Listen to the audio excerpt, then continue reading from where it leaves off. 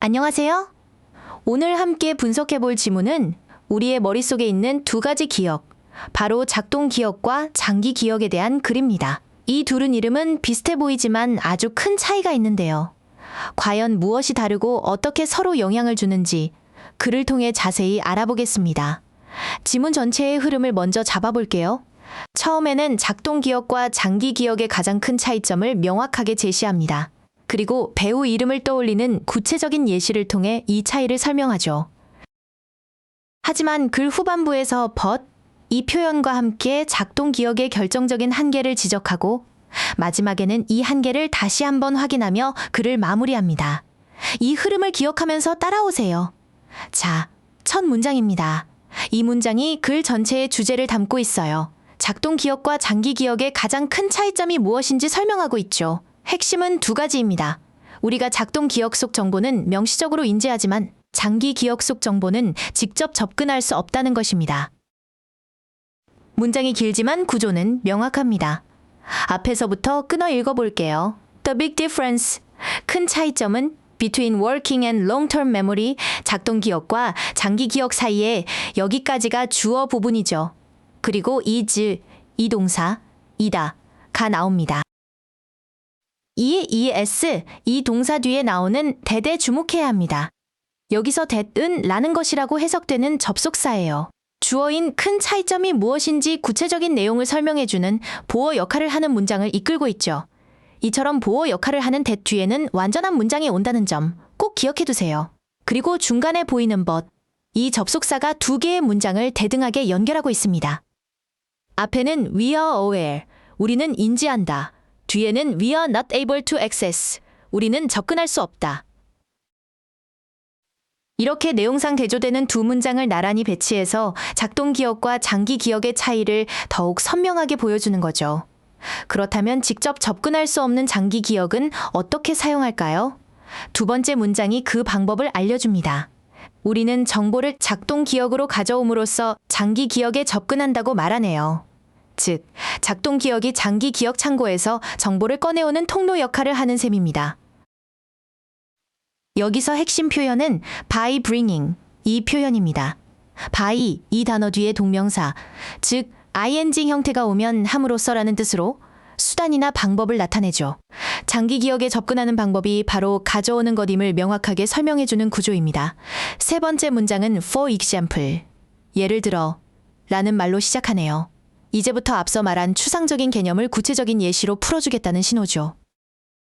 지금 당장 우리가 지금까지 봤던 모든 배우들을 전부 다 인지하고 있지는 않다는 내용입니다. 당연한 말 같죠? 이 문장 구조를 잘 보세요. All the actors, 이 명사 뒤에 you have ever seen, 이 표현이라는 주어와 동사가 바로 따라 나옵니다. 이렇게 명사, 주어, 동사 순서로 나오면 그 사이에는 목적격 관계대명사가 생략된 거예요. 여기서는 당신이 지금까지 본이라는 의미로 앞에 모든 배우들을 꾸며주고 있죠. 그럼 우리가 바로 떠올리지 못하는 그 수많은 배우들에 대한 정보는 어디에 있을까요? 네 번째 문장이 답을 줍니다. 그 정보들은 당신의 의식 밖, 장기 기억 속에 저장되어 있다고 말합니다.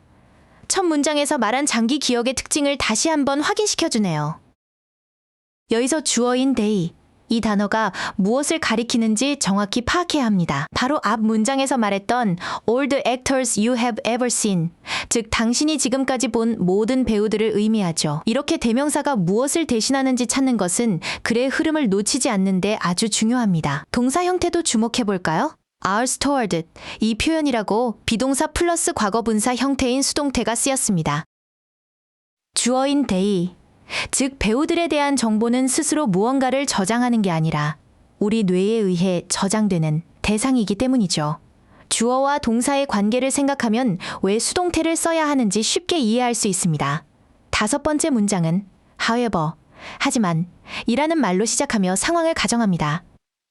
만약 누군가 당신에게 아는 배우 이름을 전부 말해보라고 요청한다면 어떻게 될까요?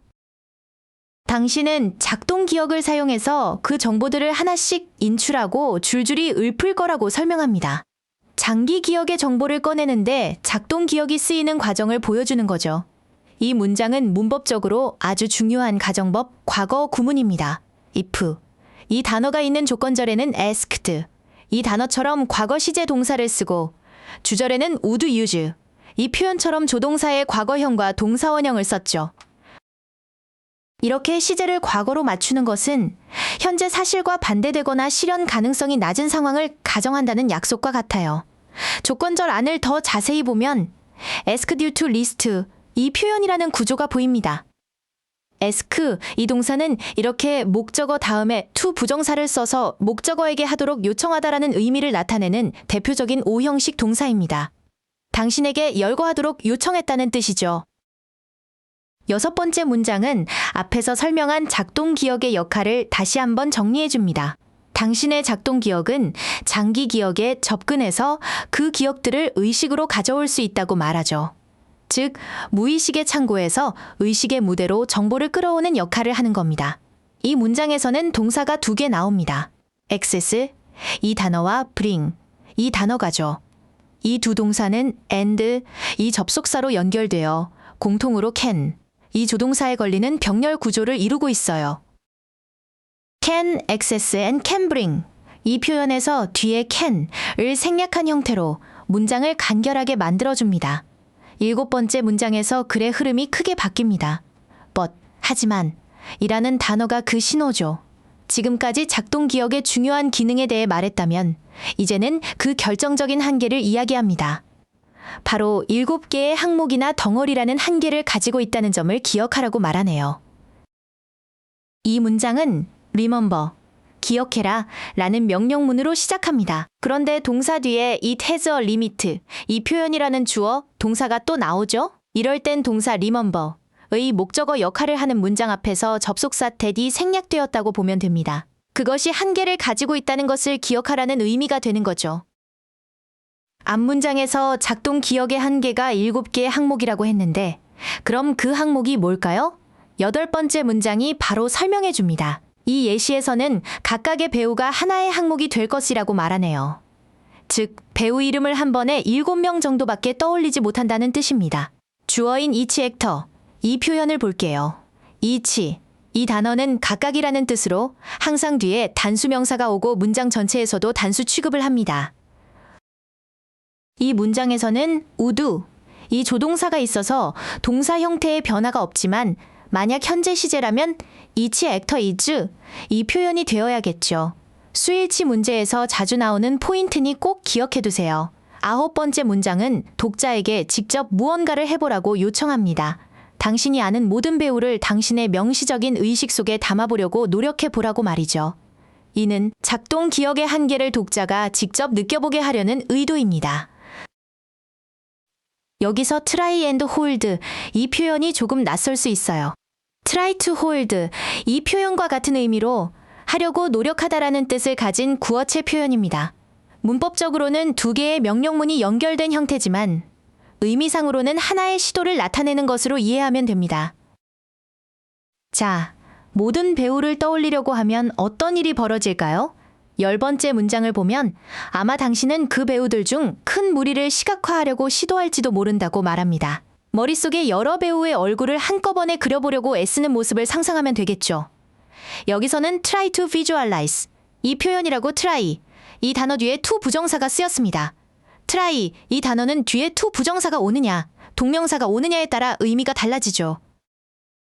try to, 이 표현은 하려고 노력하고 애쓰다라는 뜻이고 trying, 이 표현은 시험 삼아 한번 해보다라는 가벼운 시도를 의미합니다.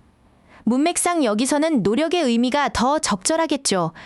드디어 마지막 문장, 이 글의 결론입니다. 하지만 그렇게 애를 써도 당신은 여전히 어느 한순간에는 단지 몇 명의 배우만을 인지할 수 있을 것이라고 말합니다. 결국 작동 기억의 용량 한계 때문에 우리는 한 번에 많은 정보를 의식의 영역에 올려둘 수 없다는 사실을 명확히 보여주며 글을 마무리합니다. 글의 내용을 더 깊이 이해하기 위해 핵심 어휘들을 정리해 보겠습니다. 가장 중요한 2 개념은 워킹 메모리, 작동 기억과 롱텀 메모리, 장기 기억입니다. 작동 기억은 우리가 의식하고 있지만 용량의 한계가 있고 장기 기억은 무의식 속의 거대한 정보 창고라고 이해하면 됩니다. 2 기억 사이의 상호작용을 설명하는 동사들도 중요합니다. access, 이 단어와 retrieve, 이 단어는 모두 장기 기억에서 정보를 접근하고 인출하는 과정을 나타내죠. 또한 aware, 인지하는, 그리고 consciousness, 의식이라는 단어들은 정보가 처리되는 작동 기억의 영역을 가리키는 핵심 표현들입니다. 오늘 강의를 정리해 보겠습니다. 이 글은 작동 기억과 장기 기억의 차이점을 명확히 설명했습니다. 작동 기억은 용량이 제한된 의식의 무대와 같고, 장기 기억은 거의 무한한 무의식의 정보 창고와 같습니다. 그리고 우리는 이 작동 기억이라는 통로를 통해서만 장기 기억 속 정보를 꺼내 쓸 수 있다는 점이 핵심이었죠. 오늘 배운 내용 다시 한번 꼼꼼히 복습해 보세요. 수고 많으셨습니다.